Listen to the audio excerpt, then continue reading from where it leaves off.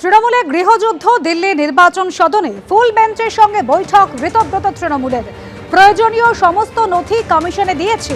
বৈঠকের পর জানালেন ঋতব্রত বন্দ্যোপাধ্যায়, ফুল বেঞ্চের সঙ্গে দীর্ঘক্ষণ কথা হয়েছে।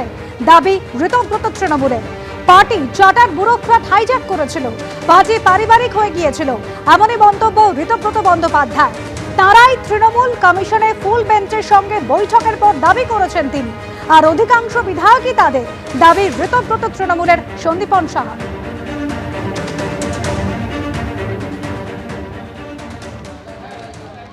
আমাদের এনডব্লিউসির মেম্বাররা, এমএলএরা, প্রাক্তন মন্ত্রী শ্রী স্নেহাশিস চক্রবর্তী সহ আমরা আজকে এখানে ইলেকশন কমিশনের ফুল বেঞ্চকে মিট করেছি।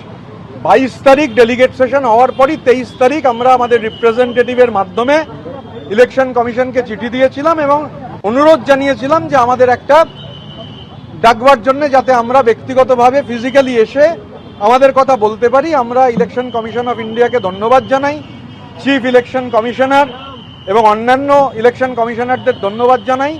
তারা পুরোটা আমাদের কথা শুনেছেন এবং জানিয়েছেন যে তারা যত তাড়াতাড়ি সম্ভব আমাদের কাছে জানাবেন। আমি যে কথাটা খালি বলতে পারি, আপনারা বলছেন না যে আসল তৃণমূল কংগ্রেস, আসলে দেখুন এখানে আমরা যারা আছি কেউ ব্যক্তি নই, আমাদের লড়াইটাই ইন্ডিভিজুয়াল কাল্টের বিরুদ্ধে।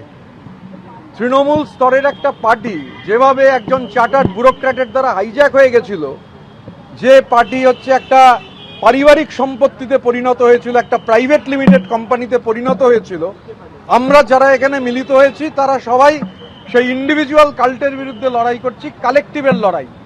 আমরা এখানে কেউ আমি নই, আমরা এখানে সবাই আমরা। पार्टी का 4 रुपया खर्च हुआ, उसमें 1 रुपया खर्च हुआ उस चार्टर्ड ब्यूरोक्रेट का चार्टर्ड फ्लाइट के लिए।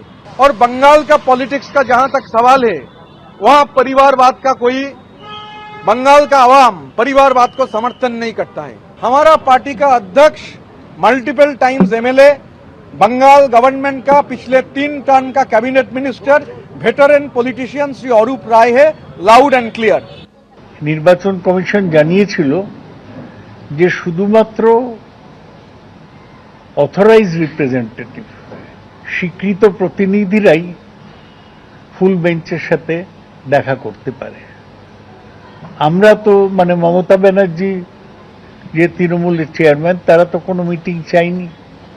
তাহলে এই ভেঙে যাওয়া বিক্ষুব্ধ এমএলএরা কি করে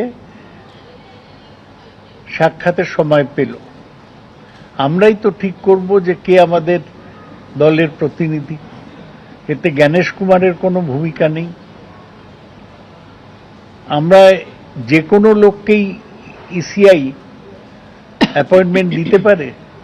যে কোনো ইন্ডিপেন্ডেন্ট এমএলএ গিয়ে 3 জন নির্বাচন কমিশনের আধিকারিকদের সাথে দেখা করতে পারে।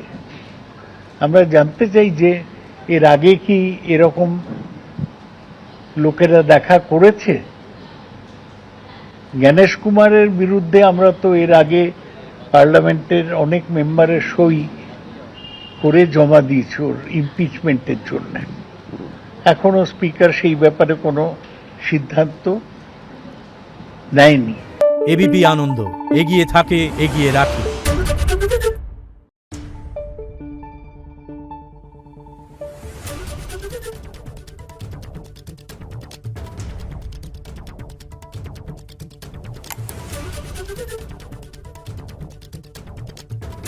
Thank you.